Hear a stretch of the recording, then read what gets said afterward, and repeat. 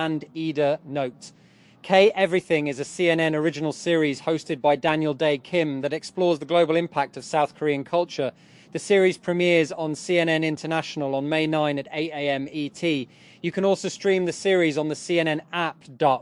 The week before Close Your Eyes stepped onto the stage for their first ever solo concert, the 7 members moved in practice formation across a basement rehearsal studio in Seoul's Gangnam district.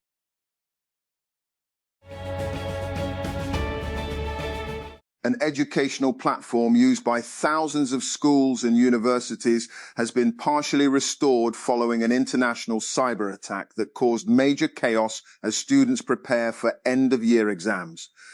Shiny Hunters, a hacking group, claimed responsibility for crashing the web-based educational platform Canvas, created by tech firm Instructure.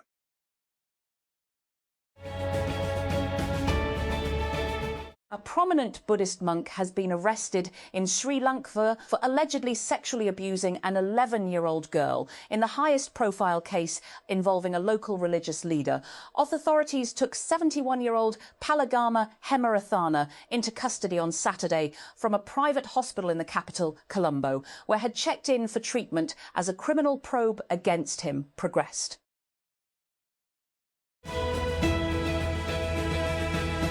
Football has gained a foothold in the US, and the country seems ready to host the World Cup this summer, which was not clear in 1994. Back then, when the US last hosted the World Cup, the country had no professional league, and the national team was cobbled together with ex-collegians, journeymen and semi-professionals.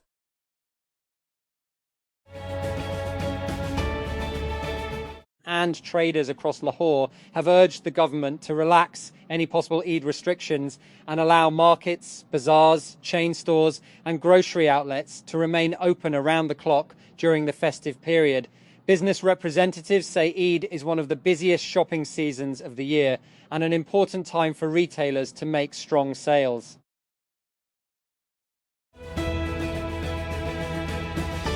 And Nintendo has confirmed price increases for the Nintendo Switch 2 and several other products in select markets due to changing market conditions.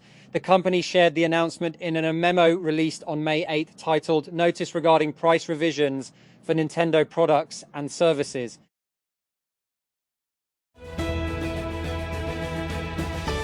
The federal government has decided to significantly strengthen HIV screening and regulatory measures following a rise in reported HIV cases across the country.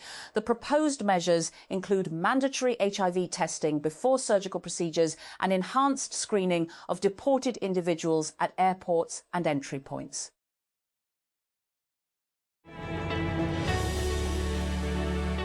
Karachi traffic police have come under public attention after videos circulated on social media showing officials photographing motorcycles parked inside a factory premises before issuing e-chalons.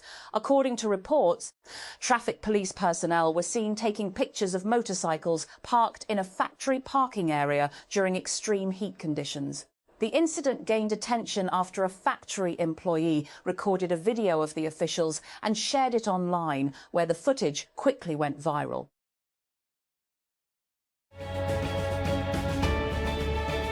Suno TV, a news channel backed by a major real estate group, has reportedly terminated around 170 employees with immediate effect, with affected workers also claiming they have not been paid their April salaries.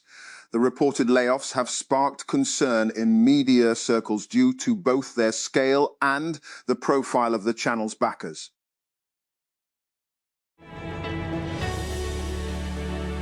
And under the bleachers of a West Bank stadium, a dozen men from Gaza live in a former changing room, blocked from returning home by the war that erupted more than 2.5 years ago. Among those stranded is Samir Abu Salah, 54, who had been working odd jobs in Israel's commercial hub of Tel Aviv, where wages are far higher than in his home city of Khan Yunis in Gaza.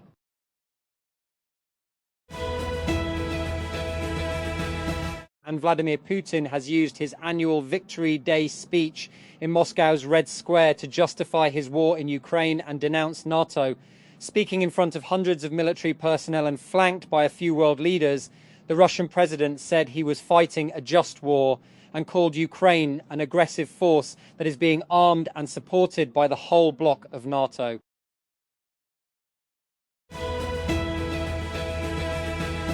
As negotiations between the United States and Iran enter a critical stage, a small but influential hardline faction has intensified efforts to sabotage a potential deal with Washington, fueling President Donald Trump's claims of divisions within the Islamic Republic.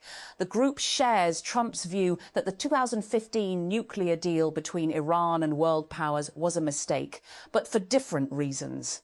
Its positions are so hostile to the West, even by the standards of Iran's conservative hardliners, that the regime's efforts to appease it have so far failed.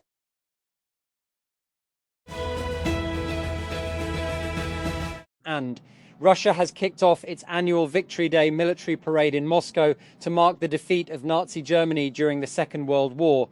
The parade, scaled back this year due to security concerns, started at about 10 a.m. 07 GMT in Red Square with a military formation bearing the Russian flag.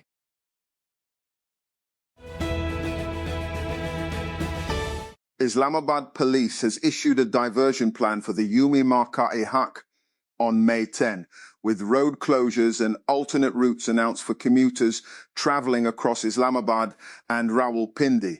According to the plan, traffic diversions will remain in place from 6 p.m. to 12 a.m. on several major roads in the capital.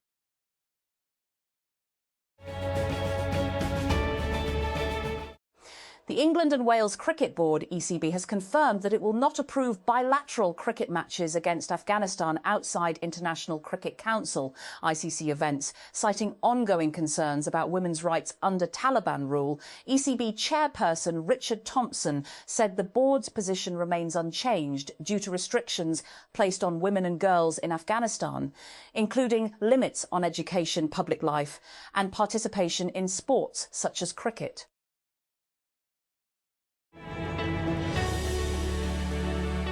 Motherboard sales are falling sharply as ongoing AI-related chip shortages continue to cripple the PC hardware market. According to a Digitimes report, shortages tied to rising AI infrastructure demand have pushed prices higher for memory modules, storage drives and processors over the past 6 months.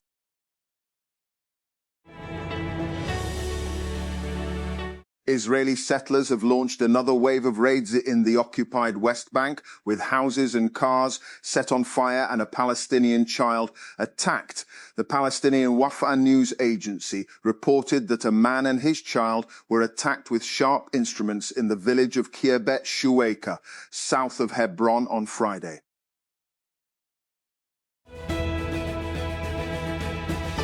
And a cruise ship hit by a hantavirus outbreak is en route to Spain's Canary Islands, where it plans to drop off 140 passengers and crew so they can be evacuated after weeks stranded at sea. The Dutch-flagged MV Hondius vessel, on which at least 8 people fell ill, is due to reach the Spanish island of Tenerife, off the coast of West Africa, early Sunday morning.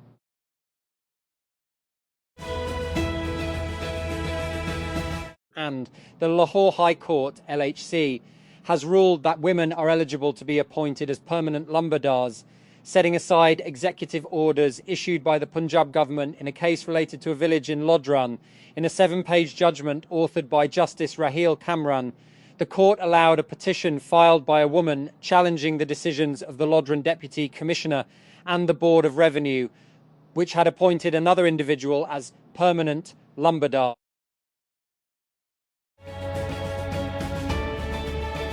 And Vivo may be preparing to revive its S-series smartphone lineup after almost 6 years, according to a new rumour shared by a tipster on X. The company launched the first Vivo S1 smartphone in July 2019, followed by the Vivo S1 Prime in August 2020, which became the last device in the lineup.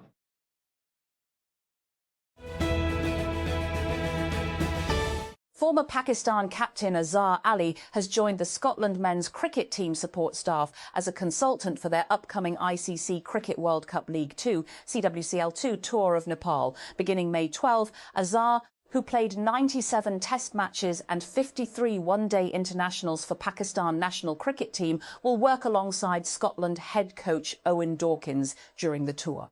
Scotland will face both Nepal national cricket team and United States national cricket team in the series.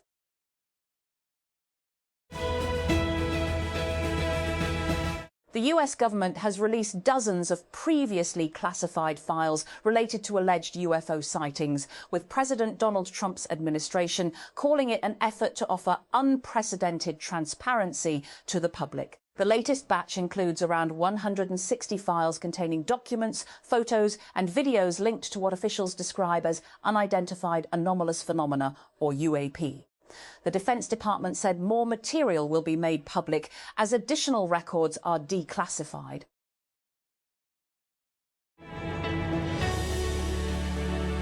And Pakistan has raised alarm at the systematic annexation of the occupied West Bank, expansion of illegal settlements and the forced displacement of Palestinians, calling for the intervention of the global community.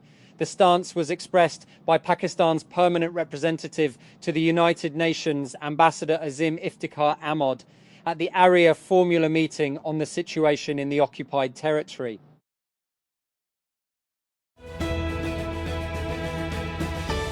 And some schools and universities whose students' data was stolen by a cybercriminal hacking group as part of an April breach of the educational tool Canvas have reached out to the hackers to prevent their data from being released. And a source familiar with the matter said on Friday, Shiny Hunters, a hacking group with a string of data theft and extortion campaigns targeting major global companies, said in a May 3 post on its website that it had stolen roughly 6. And 65 terabytes of Canvas data related to nearly 9,000 schools worldwide that included student names, email addresses and private messages between students, teachers and other staff.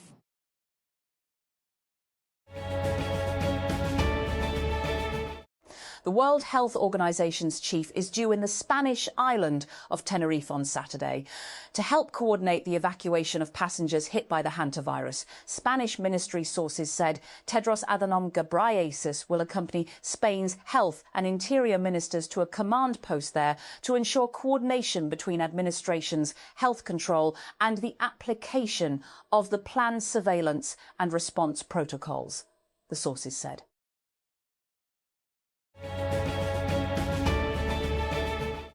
Russian President Vladimir Putin has begun presiding over a pared-back Victory Day parade on Moscow's Red Square after a 3-day ceasefire between Russia and Ukraine took effect. Russia's annual May 9 parade commemorates the Soviet Union's victory over Germany in World War II. Under Putin, it has come to symbolize the country's military strength.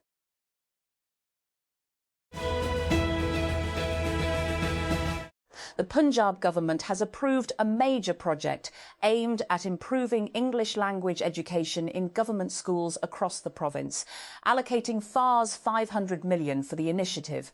According to officials, the Punjab Education Curriculum, Training and Assessment Authority, ISPECTE, has been assigned the responsibility of implementing the programme.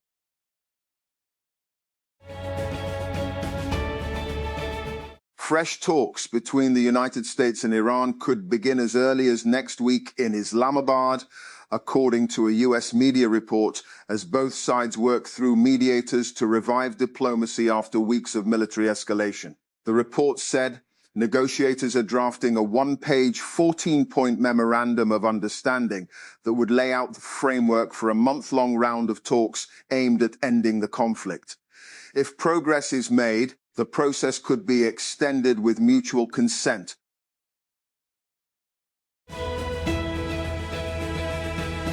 And DJI has unveiled the Osmo Mobile 8P smartphone gimbal with a detachable remote control featuring a built-in touchscreen.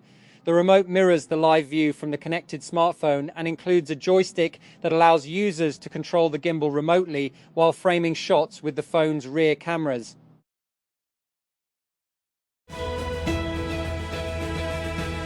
A court in Islamabad has issued arrest warrants for the operators of 16 housing societies over non-payment of dues worth $1.8 billion to the Capital Development Authority, CDA. Senior Special Magistrate Sardar Mohammed Asif directed the concerned station house officers, shows, to arrest the operators and present them before the court on May 14.